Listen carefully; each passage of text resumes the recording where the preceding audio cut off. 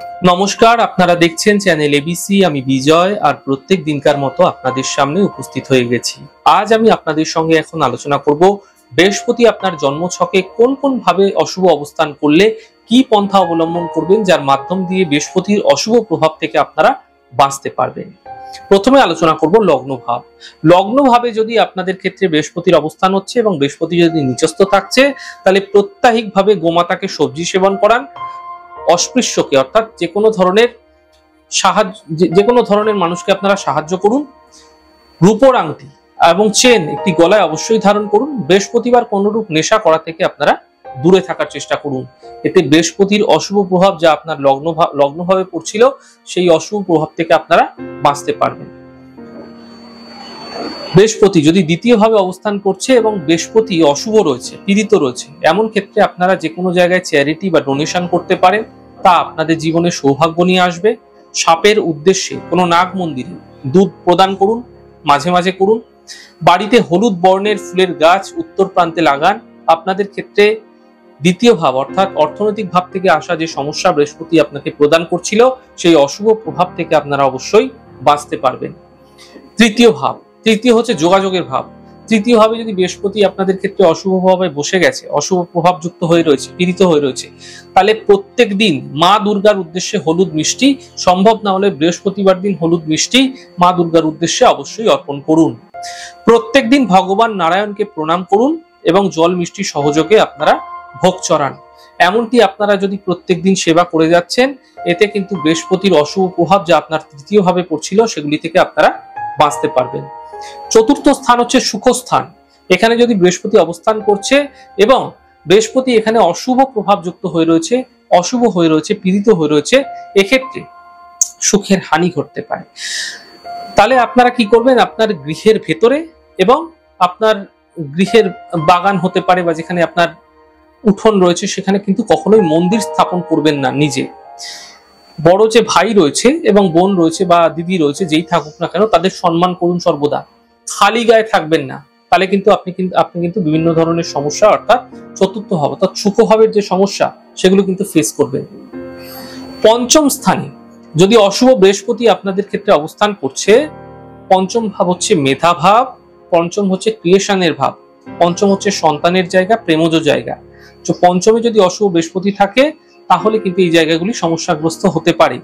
কখনো কারো কাছ থেকে উপকার বা টাকা নেবেন না। যদি নিচ্ছেন তাহলে তাকে অবশ্যই ফিরিয়ে দেওয়ার চেষ্টা করবেন খুব দ্রুত। দরিদ্র ব্রাহ্মণদের সাধ্যমতো দান করার চেষ্টা করুন। হলুদ বস্ত্র বিতরণ করার চেষ্টা করুন। এতে কিন্তু আপনাদের ক্ষেত্রে পঞ্চম ভাবের যে অশুভ প্রভাব আপনার জীবনে পড়ছিল, সেই অশুভ প্রভাব থেকে আপনারা অবশ্যই বাঁচতে পারবেন।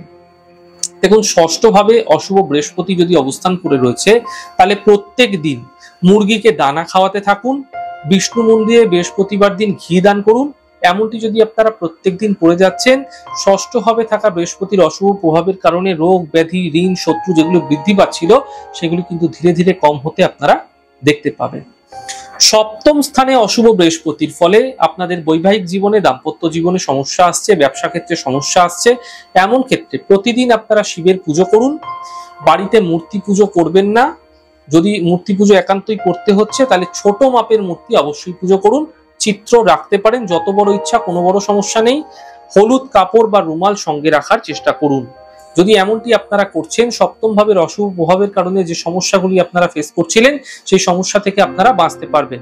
অষ্টম ভাব, দেখুন অষ্টম ভাব হচ্ছে আমাদের বিপত্তির ভাব, বাধার ভাব, সমস্যার ভাব, ঝঞ্ঝাটের ভাব। তাই অষ্টম ভাবে যদি বৃহস্পতির অবস্থান হচ্ছে এবং বৃহস্পতি অশুভ রয়েছে, তাহলে এই সমস্যাগুলি আপনাদের জীবনে বাড়িয়ে তুলতে পারে। এই সমস্যা থেকে বাঁচতে অশ্বত্থ গাছে প্রত্যেক দিন, সম্ভব না হলে প্রত্যেক বৃহস্পতিবার হলুদ ফুল দ্বারা জল প্রদান করুন। যে কোনো দেবতার মন্দিরে ঘি ও তিল প্রদান করতে থাকুন। যদি এমনটি আপনারা প্রত্যেক বৃহস্পতিবার, যদি সম্ভব না হচ্ছে প্রত্যেক দিনও করতে পারেন, এতে কিন্তু আপনাদের অষ্টম ভাবের যে অশুভ প্রভাব আপনার জীবনে পড়ছিল, সেগুলি থেকে আপনারা বাঁচতে পারবেন। নবম স্থানে অশুভ বৃহস্পতি, দেখুন নবম ভাব হচ্ছে ভাগ্য ভাব, নবম হচ্ছে পিতা। তো এই স্থানে যদি বৃহস্পতির অবস্থান হচ্ছে, বৃহস্পতি যদি অশুভ রয়েছে, তাহলে এই অশুভ প্রভাব থেকে বাঁচতে প্রত্যেক দিন আপনার বাড়ির কাছে থাকা মন্দির অবশ্যই দর্শন করুন। বৃহস্পতিবার দিন মদ সেবন করবেন না বা কোনরূপ নেশাদ্রব্য পান করবেন না। বহমান জলে আতপ চাল দান করুন, এমনটি প্রত্যেক বৃহস্পতিবার করে যান। এতে কিন্তু আপনাদের নবম ভাব অর্থাৎ ভাগ্যভাবে থাকা বৃহস্পতির অশুভ প্রভাব থেকে আপনারা বাঁচতে পারবেন। আপনার ভাগ্যের যে বিপত্তি সেগুলো কিন্তু দূর হতে দেখা যাবে। দশম স্থানে যদি অশুভ বৃহস্পতির অবস্থান রয়েছে, তাহলে কর্ম সম্বন্ধীয় সমস্যা আসতে পারে, মান সম্মান হানি ঘটতে পারে আপনাদের ক্ষেত্রে। বিশেষ করে এই অশুভ প্রভাব থেকে বাঁচতে শুভ কাজ শুরু করার পূর্বে নিজের নখ সর্বদা পরিষ্কার রাখার চেষ্টা করুন। নিজের নখ চুল কেটে নেবেন। তামার বস্তু বহমান জলে প্রবাহ করুন যে কোনো বৃহস্পতিবার। ধর্মস্থানে বৃহস্পতিবার বাদাম দান করুন, এতে বিশেষ ফায়দা মিলবে। কেশরের তিলক কপালে লাগাতে থাকুন প্রত্যেক বৃহস্পতিবার। এর ফলে মান সম্মান হানি থেকে বাঁচবেন, কর্ম সম্বন্ধীয় সমস্যা থেকে আপনারা বাঁচতে পারবেন। একাদশ স্থানে যদি অশুভ বৃহস্পতির প্রভাব পড়ছে, অর্থাৎ একাদশ ভাবের ওপর বৃহস্পতি বসে রয়েছে কিন্তু বৃহস্পতি সেখানে অশুভ পীড়িত, এমন ক্ষেত্রে সবসময় সোনার একটি বস্তু অবশ্যই দেহের কোনো একটি অংশে অবশ্যই ধারণ করুন। উপরের অংশে ধারণ করবেন, তা আপনাদের ক্ষেত্রে ফায়দা দেবে। তামার বালা পরিধান করতে পারেন, তা ফায়দা দেবে। অসত্য বৃক্ষে প্রত্যাহিক ভাবে সম্ভব না হলে বৃহস্পতিবার জল প্রদান করুন। এতে একাদশ ভাব সাফল্য ভাবের যে অশুভ প্রভাব, অর্থাৎ আপনার প্রত্যেকটা কাজ একদম শেষ মুহূর্তে গিয়ে যেখানে আটকে যাচ্ছে, সেই কাজগুলির যে সুফল সেগুলি দেখতে পাবেন।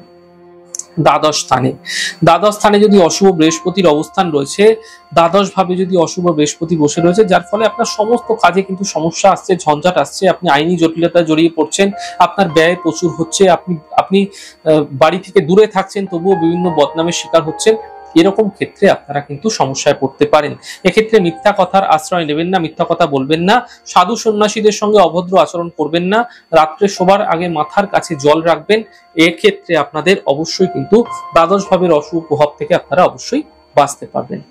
তাহলে আজ আমি আপনাদের সঙ্গে এখন আলোচনা করলাম বৃহস্পতির দ্বাদশ ভাবের অবস্থান কি কি প্রভাব আপনাদের জীবনে ফেলতে পারে এবং তা আপনাদের ক্ষেত্রে প্রোটেকশন করার জন্য ছোট্ট কি এমন পন্থা অবলম্বন করবেন যার মাধ্যম দিয়ে এই সমস্যা থেকে আপনারা সহজেই কিন্তু বেরিয়ে আসতে পারবেন।